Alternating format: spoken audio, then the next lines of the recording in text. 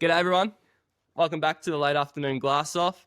As always, I'm joined here by my good friend Zach Whiteman, and we've also got a special guest on the pod today. And there's a bit of a story as to how we sort of got him as a guest, which we'll run through. But Tosh Tudor, Tosh, how you going, mate? Doing good. Yeah. Just cruising, chilling. Cruising. Where do we find you right now? Where are you in the world? Right now I'm in Palm Beach on the Goldie. Just yeah, just kind of just been cruising, came up to catch up with some friends, and there's been a fun run of waves. So yeah, that's where I'm at. That's what I'm doing. Real. Have you spent much time here on the coast? Yeah, this is I think it's my third or yeah, I've come to Oz over or like just like over the years and stuff. I came when I was like 12 for the first time, up for the Noosa Festival.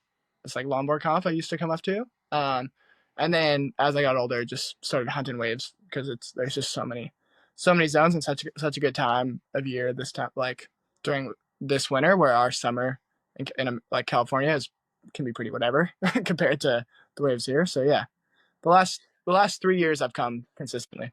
One question on your Oz travels.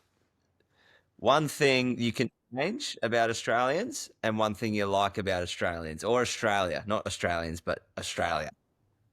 One thing I could change. And then one thing I like. Yeah, I guess like one thing I could.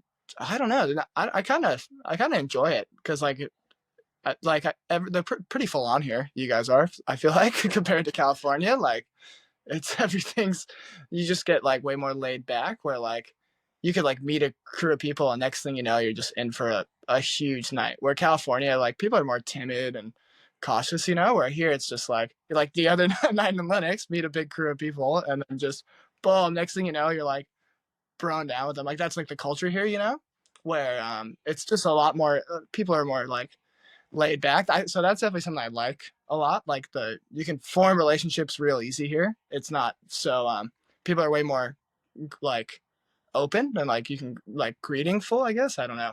Where yeah, back in the States isn't like that. But and then one thing I could change, just Vegemite. I can't get around it. If the taste, I don't know. I feel like the passion people have for it, like the arguments I've gone into it about it. I think that might be one thing. But yeah, that's about it. Bullshit, don't worry. It tastes so fucking bad, so don't worry. Yeah, I can go as well. It's so yeah. bad.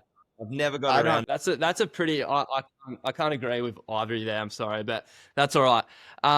The story of how this came about, though. So I actually live directly adjacent to Lennox Head Bowling Club, and I just walked in there the other day. I wasn't meant to be there, by the way. I just rolled in to see my mate Eli, who I think you met before Yeah, he took back to work in Moree, and I rolled in there and sort of saw the lads, and then they were like, they'd all had a few, obviously. They'd had a few beers, and they're like, oh, it's Tosh Tudor over there. And I was like, oh, sick. And then kind of like, you're having dinner, so I didn't want to go and like interrupt you at all. And then Jai pretty well dragged me there and was like, you should go on it. And I was just melting away, just going, oh no, but like say, you're such a legend, and we're so stoked to have you on, and sorry for interrupting your dinner. But not at all, man.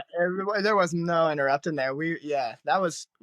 I think everyone who showed up there was so unplanned. Like I yeah, pretty much came out of the water, and I actually thought it was way later than it was, and I was like told Jai, I was like, oh, maybe we should just go to to the bowl and get like a beer and some food, and then next thing I knew, we're just meeting like more and more people, just walking in there unplanned, and yeah, no, that was epic. I was stoked to meet you, and yeah, glad it worked out and glad I'm here. But yeah, that was a classic evening for sure. We call that one the vortex. Once you're in, mate, you get sucked in. It's hard to get out. Oh yeah, big time. Yeah, I was I was in a whirlpool for sure. Not much I could do. yeah.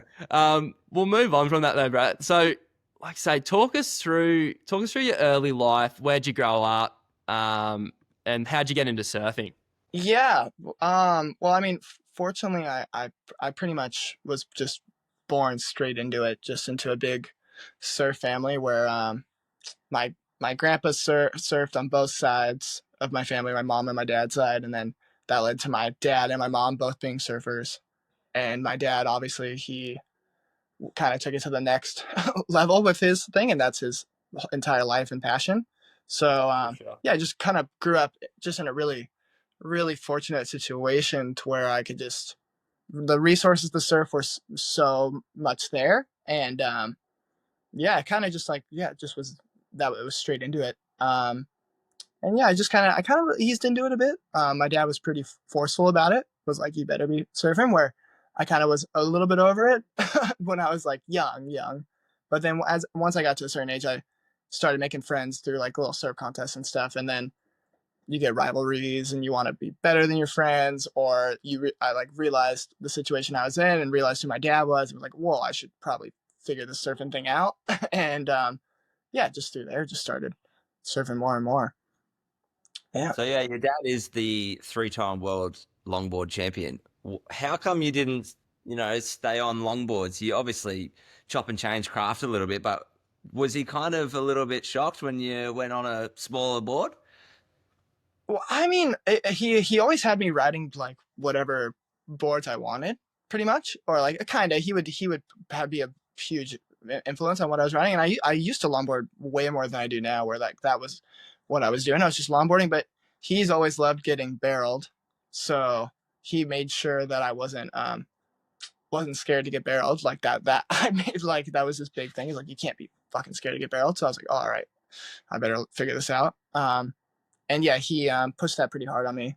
So that was always like once I kind of got my first proper vision, I was like, whoa, I was like, kind of would rather just do this. Like this is pretty sick. Like, and then it like turned into me wanting to hunt swells just to get barreled and stuff like that. And then through that, I kind of was riding those boards more often than I was longboarding. But it kind of just worked hand in hand. Like go to a longboard contest, but also try to find good waves around the contest and stuff. And then yeah, fortunately, just kind of kept getting better and better waves.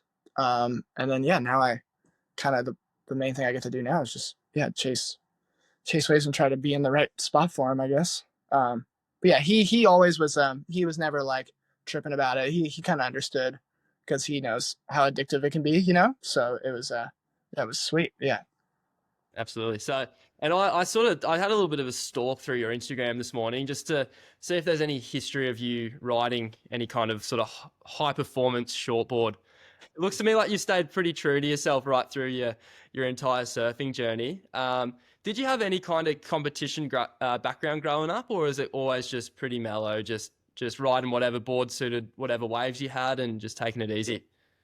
Yeah, I mean, when I was younger, I did these like club contests we'd have, just like up the coast of California. There'd be different longboard clubs, and those are just super fun contests, and like you would just like have a really good time. Like you'd look forward to them because you see all these people that live up the coast that are friends of yours, kind of like a board riders or something, but all like longboarding, not as can be pretty competitive, but like pretty chill. And yeah, that was kind of what I would do those contests, and then like yeah, that was super fun, and then I ended up like I got invited to like Vans had these contests called the duct tapes that my dad put on, and when I got like old enough and when he thought he could like put me in them, I did like 2 of them, and one of them ended up being like a WSL event, and I did like all right in that comp, and I ended up doing the tour that year. For the WSL longboard tour, and then that was I mean it was cool, but the entire time, every time there would be a stop, I would wanna there'd be like swell at the same time, and yeah, that it just kind of turned into like I don't know, I was just realized, damn, I don't want to miss swells to be doing these contests, like, and that was the goal, just no more contests, just start chasing swells pretty much. For sure. And so what was the biggest factor in you sort of leaning away from the way all the other groms go through like the NSSA and all that down where you're from?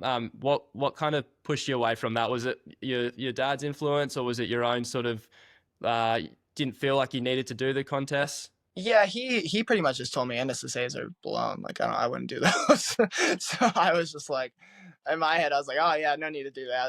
That's dorky or whatever he would tell me, even though it's not, it's super cool and it's a great way for kids to get into competing and stuff. But yeah, he's just very opinionated. So pretty much when he would tell me, you can't fucking do that, you can't fucking do that. So I just never did that, And then that kind of led. And then my mom's from Maui, so I would spend a lot of time in Hawaii in general. My dad, our family has a house on Oahu, and he's spent like the last 36 years of his life just spending every year during the winter in Hawaii, or just like whatever bits and pieces, putting in his time at Pipe and everything. So he would always make me go over there, and I think that was a big leading cause to me kind of frying away from longboarding too, is just wanting to put in the time and get good waves at Pipe like my dad did. So that was kind of that. And that made me miss NSSAs and miss those WSAs or whatever, the national championships, because I would just be in Hawaii pretty much during the winter. Too busy getting coned off your head at Pipe. I mean, it took some time, I guess, but sometimes I get lucky and get a good cone. But yeah, sometimes. So Vans come knocking on your door. Explain the feeling when you want to align with them, because from an outside perspective looking in, Tosh times Vans, it just works beautifully. So how were you feeling when they were interested? Thanks. Yeah. I mean, yeah, it kind of like, because my dad rode for Vans, I was always around, and it was like a very family type of vibe. But they never wanted to, my dad made them sure they didn't put me on a team like until I was, fit, ready for it, I guess, so it was just always like, I knew like, okay, I just need to get to that point to where I deserve to be there. So yeah, when I did finally get on and like sign a contract and stuff, yeah, it felt amazing. And I was yeah, as it does for anyone, but it was already, that relationship was already there. So that helped a lot, with getting to like build even more, so I already knew everyone. I knew everyone's faces just growing up. So it worked out great. It was perfect. And are they pretty supportive of the free surfing pathway? Obviously, the likes of Mikey Febb, they've gone through the CT, but are now doing a free surfing gig. Are they supportive of what you're doing, and they like that you just get to chase swells around the world and get majorly coned? Yeah, I think so. Yeah, I mean, no, they are. They're so supportive, and yeah, they've got like Mikey and Harry Bryan and Holly Wan, and like just a lot of crew that free surfing's their thing, and yeah, they back it. They've got like they understand what we want to do and stuff somehow, and yeah, it works out. Yeah. I bet the parties are pretty all time with that team running around. Hey, there'd be some pretty big nights. Oh yeah, I mean, I definitely the duct tapes, the longboard events. They would have these guests. They would have like Harry or Mikey come in, and they would shape like demo boards. They would like get to shape a board for the event. So they would come for some of the events, and they were already a huge party because the longboard community parties pretty hard. And like when they would roll in, like I remember Harry came to the duct tape in Portugal, and I was young. This was before I could really get amongst it, and yeah, it was just so funny, like such a good time. Yeah, definitely some big nights for sure. So you just mentioned the longboarders can party. We had Conor O'Leary on our podcast a couple of weeks ago, and he kind of mentioned that the WSL boys nowadays don't party. What are the fucking longboarders doing that the rest of the crew aren't? Oh, I mean, I don't know how the WSL longboard scene, I don't know how they party, but I don't know. I do. I don't know. I think it's just I think it's the thing. It's like, the shortboard side of things. It's like, oh, I gotta train. Like it's a lot more like stamina. Like you're fucking doing belting the lip like 5 times, and you're getting gassed after. Like you're trying to like prepare your body for that, I guess. Where longboarding, it's like you just gotta cross step to the nose and do some cutties and try to look postured. Even though it does take a lot, and it for sure, and it definitely takes something, but I've never treated it as like, oh, I need to like do my fucking push-ups and sit-ups this morning to get ready for this heat coming up. Like, no. So like, I think that side of it's a lot more laid back, but the competitive side is still there. And like, for the WSL thing, it gets a lot gnarlier. But like there's like longboard contests, festivals, types of thing that it's always like a bigger. It's it's about just bringing everyone together instead of trying to just be so competitive. And there's a lot of those out there where shortboarding it's not so much. So yeah, that's the pretty fun part. Are you saying if I want to become longboard champ, I just need to get into some microdosing and chill the fuck out and actually have a bit of fun rather than do my 100 push-up? Yeah, I think so. No, I don't know. Definitely takes more than that, but yeah, for sure, probably. I mean, that you could definitely get some sick nose rides doing that for sure, or at least feel like you're doing some sick nose rides. It's a funny one too, because I sort of writing these questions down earlier, and I kind of noted the Vans one, like aligning yourself with Vans and how good a match it is. And I wrote down the term athlete, like you're a Vans athlete, but like going through your life now and your career, do you feel like an athlete? I mean, there's moments, right? Like you get to these waves. You go to like during the winter, there's a huge swell coming or into Hawaii and stuff, and you're going, oh, like shit, I'm probably gonna have to surf some like pretty big waves to swell. And like during that stuff, you feel like a athlete because you're like, oh, I could like die here, like, and that stuff is gnarly. Like you could die, and I guess like that's like a more athlete thing, like, but it never feels like that because for some reason surfers are just so cook they want to just do that anyways. Like even if I wasn't get like paid to do it, like I'd still want to just do it. And yeah, that it never feels like a really like an athletic thing, but there are swells where you're like, oh yeah, like I need to be like an athlete here and like train, like get all Laird Hamilton-y and like get ready for this swell or whatever. But other than that, no, it's so laid back. Absolutely. And you touched on Hawaii there. So your Hawaii antics as of late especially have been very, very impressive, Tosh. Now, you had an amazing 24-25 season over there at Pipe with some unbelievable rides. To the listeners, if you haven't seen it, go and check out his Instagram because there's some absolute lunatic looking waves over there that Tosh has found himself on. When did you first surf it, and sort of how much time are you putting in out there every season? Yeah, I mean, yeah, like I said before, like I was just really lucky to have had a house out there to get to go to my whole life, and that really helped me get to spend time there and form connection to the place. And yeah, I first time I went out and surfed pipe, I was like when I actually like tried to really surf it because I had like my dad took me out there in like the shore break when I was like 7 years old and like caught a little wave on my longboard. But like just like it was just the inside, right? It's not like surfing pipe. But like I really went out there, I think when I was like, I'd like to say I was 12. I think I was 12. I went out, wasn't big pipe, just like little pipe. Like I pulled into like closeouts and stuff, but nothing. And then I got my like first barrel out there when I was 13. And then yeah, pretty much from there on, like when I was 13 and 14, I just would go for like a month because I still was in school, and I couldn't like miss a lot. And then I started doing homeschooling, and that's when I was like 15, 16, pretty much from the last 5 years, I've just gotten to spend like pretty much like 4 or 5 months out of the year just posted up there, maybe doing trips in between, but I'm just there. So yeah, it's just kind of through that got to just try to put in the time, and it's an infamous like heavy localism there, and it's all about like proving yourself and whatever.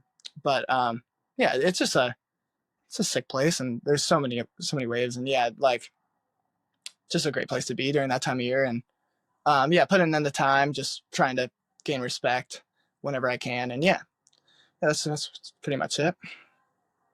So you talk about gaining respect and proving yourself. How does one do that? Oh, well, there's all sorts of, I think, routes about it you could take, but I think the biggest thing is just being polite, pretty much, even when you don't need to be polite. Just kind of just trying to time windows when there aren't a lot of people out there, maybe, or just picking your battles. Like, oh, if it's fucking like 80 guys out, like, all right, maybe now's not the time. Like, if you're not one of the boys, like, not gonna try to hassle anyone. And yeah, just kind of just trying to find a spot in the lineup that you're not gonna bother anybody or not get in their way. And yeah, I think that's just being respectful, I guess. Just being like, just talking to people, not just sitting away and like just never saying a word. Like, try to form a relationship with the locals. And I think that's the biggest thing, no matter where you are in the world, is just you just got to pretty much just go out of your way to introduce yourself, or else it's like, the fuck's this dude doing sitting on the inside not saying a word to us. It's different in a lineup at Pipe where there's so many people, but at like a short lineup, if there's only a couple guys out of Pipe, like it's an early morning, it's always good to like go and say hi, even though it maybe not, even if they are a dick to you, they might just completely blow you off, go, who the fuck are you? You could just be like, all right, well, at least I got that confrontation out of the way with, like I already got the bad part out, so I'll just go and paddle away now. Like, as long as you just handle that, like, but not be like a dork, like not a dork, but like too over the top, like, hey, nice to meet you. Just be like, hey, how are you? Shake their hand, paddle away, type of thing like that. There you go. So next time you're out in Hawaii, mate, you know what to do. Don't be too emphatic on the old hellos, but don't be too casual either. I was just going to buy everyone who owns a house fucking front row a beer. Let me have one. No, it's sweet. And so we're talking to you like you've been surfing this for years, which you have technically, but you're only 20 years old, right? Yeah, only 20. Yeah. So it's crazy, man. Like you've established such a high, like from the outside looking in, obviously you got the local heavies and you got the crew that live there, but like for yourself being only 20 years old and you've established such a sort of significant point in the lineup there, like for you to be going over there and getting waves every winter is pretty special, man. Oh, thanks. I mean, I wouldn't say I've got a huge place in the lineup there at all. There's so many guys who are so many years above me and so many locals. I'm just like pretty much a blow in, I guess. So like, I just, just pick my battles, sit away from them as much as I can, go to the left and off the wall or something. But yeah, I've just been really lucky, fortunate that I've had a couple of guys be nice to me every once in a while, let me get one, so yeah, pretty much.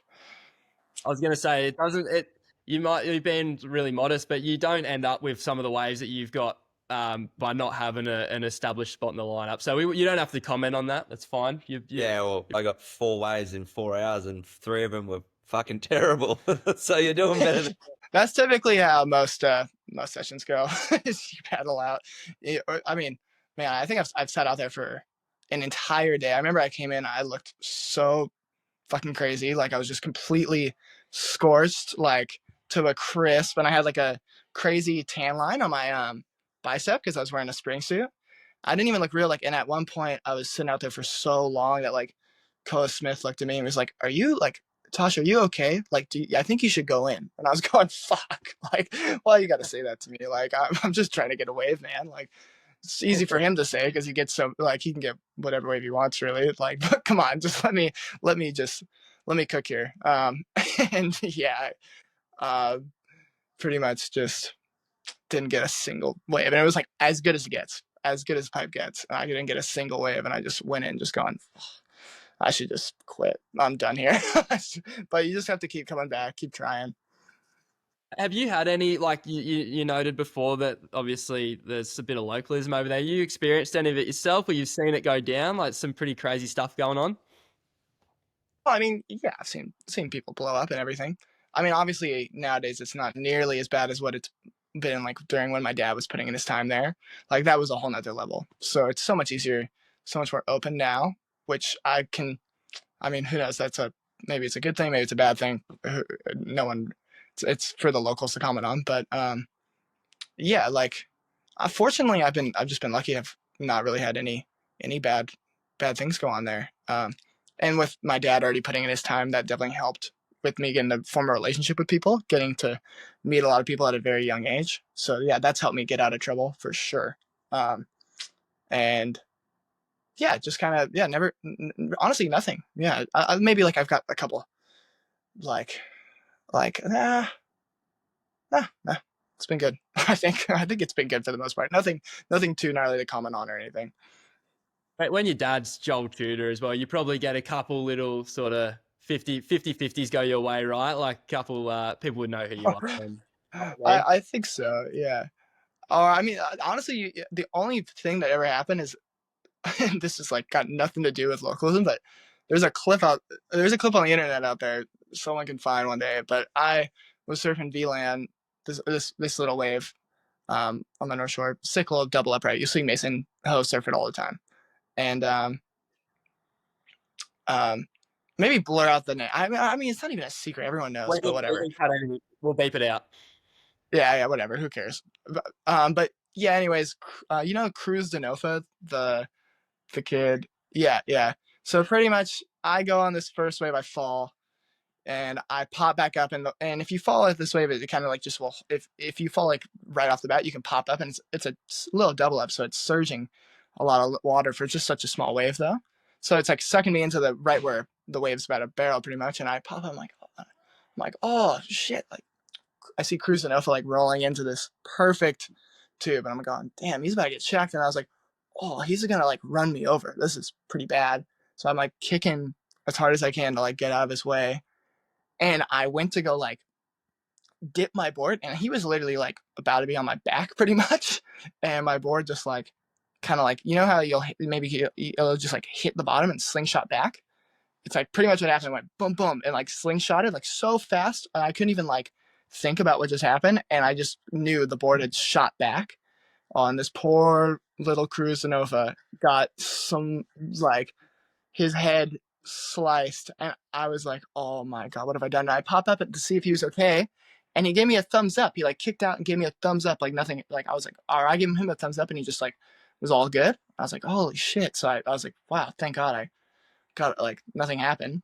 And I paddle back out, and then Corey Lopez paddles out, and he's like Tosh, your board just nailed like Cruz. I was like, what? Oh, and I was like, fuck. He's like, and so I like was like, what have I done? I like went in, but he was already off to the hospital. I just felt so bad. And I was like, damn, I can't. What have I done? I sent him a big message like, hey, if there's anything I can do, like cover the hospital bill and stuff, you know. Oh, I absolutely blew it. I could not have cooked it any harder. And sure enough, next day, blown up all over the internet. Fucking, whose green board is that? It's definitely mine. And it just nailed his head. And yeah, they blasted it on the internet. And just simmered me. But that was the end. Like I was thinking, but no one said anything to me. But like I think that's like one bad experience in Hawaii, I guess, that I've had where the vibes were bad. I felt pretty bad. People coming up to me like, "Oh, how's your board hitting Cruise?" Like, but that was it, really. Well, that's sweet, mate. That's just wrong place, wrong time sort of stuff, I reckon. You Yeah. touch on your boards though. Obviously your dad doesn't shape your boards, correct? But he has like a surfboard company that you ride boards from. Yeah. So he has it's actually like two labels. There's like Joel, or it's under this main label, Joel Tudor Surfboards. He doesn't shape, but he has different people come in and help finish outlines that or like help finish like models that he already has, or like create new models. And pretty much mainly right now with this guy Joe Blair. He used to shape for Dick Brewer Surfboards, like an iconic old surfboard label, which you'll still see like people primarily in Hawaii. You'll see people riding and stuff. But yeah, like Joe Blair's been shaping like my last 2 or 3 winters on out at Pipe. I've been riding Joe Blair's, or like my dad's like THC surfboards, which is like how fucking fried name, but yeah, it's underneath my dad's surfboard label. Yeah, so I've been lucky to ride those over the winters and stuff. And then when I'm traveling, fortunately, again, to come to the last 3 years, I've spent my pretty much most of my time during our summer here, I guess. So Thomas Surfboards up in Noosa, he's been super kind to me and has given me boards and stuff that I've gotten to ride. And yeah, it's been a mixture just of both of those boards.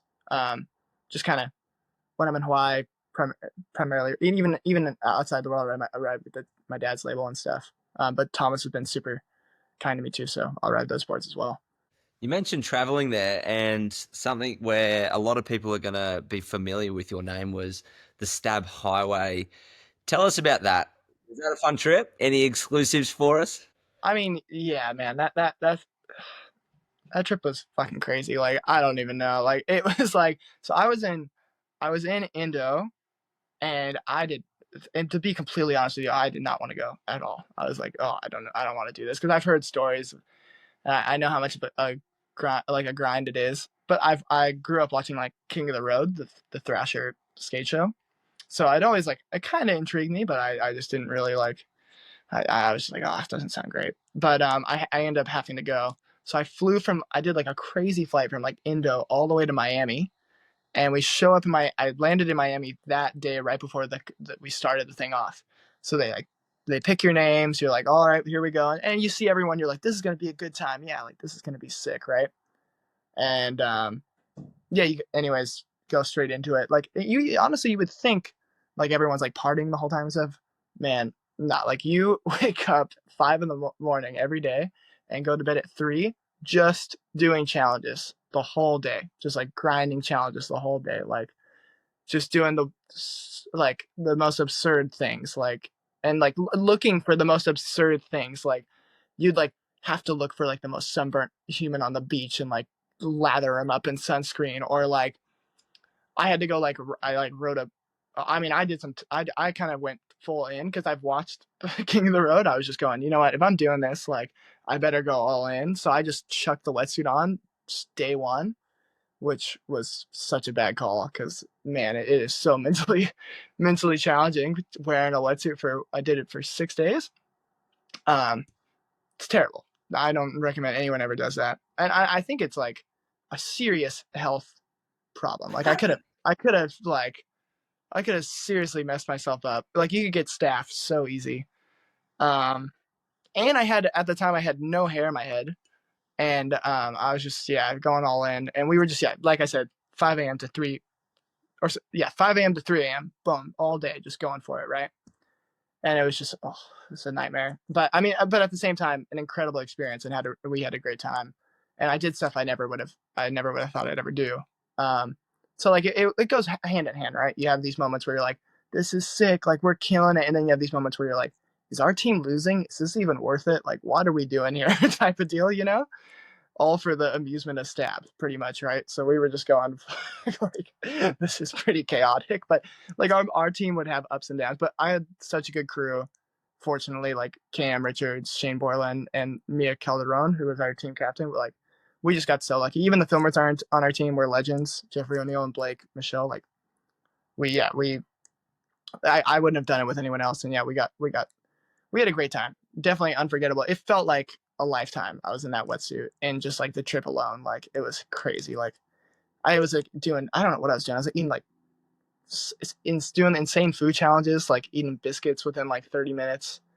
And then like doing like, I did like 10 slices of New York pizza within an hour from like 10 different shops, which you think like, oh, 10 slices, that sounds delicious. No, like you are in so much pain. Like I was like delirious. Like I was like, everyone was sick on the trip too. So we just had like, I had like snot pouring out of my face. And that's how I knew I was about to throw up when I was doing the food challenges, because I did 2 of them.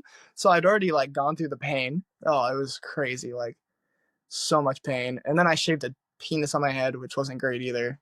Oh, it was just, it was a, yeah, unforgettable time. Definitely. But, I was gonna say, I love that you were the guy that, because I've watched a few of these series now that Stab do. Obviously, they've done it for a few years, and there's usually like one guy that just really rips in for their team, and I love that was you. I think Mackenzie Bowden, I think one year he had a yeah, crack, and he was like the guy that really ripped in, and then I think Zeke's been similar. Like he's been a guy that's really had a go. So good to hear that you just were team player, got a lot of the awful challenges, copped them on the chin, and got on with it. thanks. I mean, yeah, I mean, all in all, incredible time. We'll do it again. And the reason why I did all those challenges is because a lot of the challenges, especially the surf ones, are all have to do with like crazy aerial maneuvers, right? And like real tech stuff. And like, obviously I'm not a high performance surfer. Like I don't do airs or don't do that type of stuff. So I would like, not be able to provide for my team on that front. Yeah, and I couldn't provide, and I was kind of it made me feel pretty shit because I'm going, well, fuck, I can't even really do much for these surf challenges. Like, there's a couple I could do, but like it would be hard, you know. So I was like, well, I might as well be the guy who wears the wetsuit for 6 days, shaves the dick on his head, does all the food challenges, just so I could like cop the brunt of that and let them do what they're good at, you know. Um, but even then, you know, you would think like the team would give you a break, but Shano did not give me a break for good reason. I mean, 10 days driving up the coast of America on the East Coast, like, definitely fries your brain. So I was definitely, there was a point in the trip where I was just going, oof, I don't know if I'll be the same, but yeah, it was good. It was good. Can you describe the smell of your wetsuit when you took it off? Did you give it a whiff, or like? Believe it or not, it was actually like better than when I put it on. Like, but here's the whole thing. When you're doing this wetsuit thing, and where I think Finn McGill, who did it, he was the challenger. he he was going real gross with it, like no showering, dumping baby powder to stop the rashes and stuff. Where I was just thinking, you know what, I just need to stay like as hygienic as possible. Like, when I have the chances to shower, just shower, because they don't let you take it off when you're using the bathrooms. If they don't let you take it off your ankles, so you got to shower with the suit just down to your ankles, right? So I was just trying to clean the suit with soap and hot water, and then clean myself.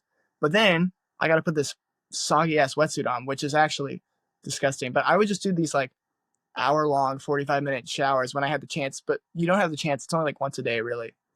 And like, I would just try to dry myself off so I didn't get any like fungal shit on my skin. Because like, if your skin stays wet for a long period of time, like, you could get some crazy skin like disease or infection, which is no good. Like, I would have been donezo. So it's a lot of you got to get very like technical with it. Really really dial yourself in on like how you should wear a wetsuit for 6 days and be a smelly fuck. But yeah, it works out. Like, it was yeah, I think I had a good way going. And when, yeah, I even had like, I think Garrett, the guy, the stab guy, he went and like smelled my suit, and he was like, whoa, it actually doesn't smell. And I was like, yeah, I've been doing it right. Like, it's good. And that's great, because even over here, like, we get a lot of sun, and you'd put your wetty out in the line to dry, and generally, even after a day or so, it's still not dry. And for you to be showering, how are you sleeping in that? Like, it's obviously never dry. It's unbelievable. It is a crazy feeling, man. Especially if you go to bed with AC on. Yeah. You are completely soaked. You feel disgusting, and there's just AC, so you'll be freezing, right? And the East Coast is pretty hot, so like, you want AC. For everyone else in the house wants the AC because like they don't want to sweat. But I'm over here soggy and just freezing. Like, wrap myself. I remember the first night I wore it, it got easier for me, but like the first night I did it, I was going, this is real bad. All right, so we've just got some listener questions here. We'll finish off on these for you, Tosh. The first one we'll go to, and we hinted at something at the start, a bit of a surprise, which we will get to. First one's from Verno. What's your favorite wave? And I think I already know the answer to this, but what's your favorite wave? Damn. See, you would think this is like an easy question, right? Like, people would nail it, but I get so like complicated with it, I guess. I don't know. I mean, I definitely would say like deserts might be up there. Was that what you were thinking? Deserts? It's just like it's just, as a goofy footer, what more do you want, right? Like, it's honestly easy drop, the easiest takeoff ever into just this rifling, perfectly paced barrel, and then the wave gets 3 times the size when it hits the end of the point. It's like, it's a phenomenon. It's an unbelievable place. So yeah, and you're where you're staying is just on the point. You're just looking at this wave all day, and it's such a good vibe. And yeah, I mean, like that's a place that I'd probably say is my favorite wave. Maybe, I don't know. I feel like it's still out there. I could find a place where I'm like, oh well, like, this is my favorite wave. But yeah, deserts. We'll go with deserts. Deserts. Best wave of your life. Where's that been at? Oh, probably this pipe wave I got this year, I think. Um, like that, I think I've had longer barrels places, and I've definitely had longer barrels places, and like maybe like a more of like a when I came out being like what the fuck, like I just like that was a crazy wave, like how did that happen type of deal. But like the pipe wave was just like I've always wanted, just I've always dreamed of getting this perfect roll in to a giant pipe barrel and then coming out and having my friends be like, yeah, and people on the beach going, yeah. Like you always want that. Like Yeah. that's like the infamous, like you just it's like the infamous like wave slash feeling, right? It's like getting a sick one at pipe. For sure. And you put in people put in so many hours, years. I mean, man, I could have probably gone like 20 more years before catching a wave like that, right? And like I was just, yeah, so stoked. So that for me, like that's the most meaningful wave so far. Um, but yeah, other than that, like I guess like a wave at deserts, or I got a wave at Greenbush that at like same thing was just like it was like a crazy mission to get there, and then it like we took a small little wooden boat from Padang at like 1 a.m, went 11 hours to Greenbush when it was supposed to take us 6 through the night, did the whole crossing from Padang to Greenbush, should have died, guaranteed, but we somehow made it. And like people were in the lineup who heard, like they had seen Zeke. I was with Zeke, and they saw his story of us going on this boat. And he's going like OTC, hopping on the boat. It's like, nah, dude, we were about to die. And like, oh, dude, we all did it though. Me, Zeke, Connor Hookway, who was filming, and Skip McCullough, who's an incredible surfer and a really good friend. And man, 11 hours, rolled to Greenbush, and we were tripping because when I woke up, we were supposed to get there at 6 a.m. And when I woke up on the boat, I was going like, wait, there's no land. Like we're supposed to be at Greenbush, there's no land, and we were just in the middle of the ocean, still like 3.5 hours away. And like I was just tripping, like going, wow, we've missed it. Like we just done this whole psycho mission, and we're gonna miss the moment because Greenbush needs like clean winds and a nice high tide, and we were gonna get there as the wind was coming on shore with the tide getting low. Like terrible recipe. And then we pull up and like it's pumping, and I'm like, oh no, like I gotta like I've dreamed of surfing this wave. Like I better fucking just get out there. And I just ran out, and Hook had never shot off a boat before, and I had never surfed Greenbush before. And then pretty much literally my I think I caught like a small wave, like a really small wave, like not even a wave. Like I just pretty much caught, kicked out just to like get my feet in the wax. And I paddled back out, and within like 15 minutes, like a bomb came, and I got to go. And yeah, it was like I I didn't know how good, like if it was a good wave at the time, because I was like, whoa, that might be the normal feeling for Greenbush. Because in my head, I was going, whoa, that was like one of the better barrels I've ever caught. Yeah. But I was going, that might just be how Greenbush is. So I was like, okay, well, I guess that's how it is here. And then a couple people got out, and they're like, how was that wave? That was the wave of the morning. I was like, oh, really? And I was like, all right, there we go. And then Hook had never shot off a boat, and he nailed the clip, and it was just this sick feeling. We were like, yes, we did it. Like we fucking did it. And like first day ever in the men's, never been in the men's before. It was just like so full. So like that was like another one of those like wave of your life moments, I guess.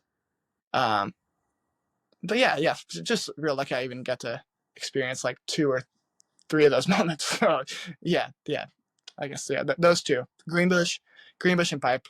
Those were like really special moments. One more question we got here from our listeners is there any sessions with your old boy that stand out that you just like pinch yourself moment, like you get to share this special moment with your dad? That's a sick question. Yeah, I mean, there's been fortunately quite a few. Like we don't actually, it's been because I've been traveling a lot the last 3 years. I haven't had a lot of those sessions anymore, but there's been just a few like really sick ones, like just at the reef, at the reefs we have back home in La Jolla, or like in San Diego. Have had some sessions with him that were sick, and this is way Black's Beach, back in San Diego have had some really special sessions. It's like a perfect beach break, like real cool the way it comes in. It comes in real perfectly. There's like 3 main peaks, and it's just so cool looking. And we've had some sessions there where we were both like just getting like back-to-back tubes going, what, this is mental. But I think like the sickest one ever, oh, I already know. I don't know why I didn't answer this first, but we got to surf in the Padang Cup expression session last year. And we did 2. We did a morning and we did an afternoon, both an hour. And there was so many other legends there, but getting to surf Padang with just pretty much my dad and like a very few amount of people out that was as sick as it gets. That was like the best thing ever. So I'd probably say that one's up there. That's gotta be the best one. Yeah.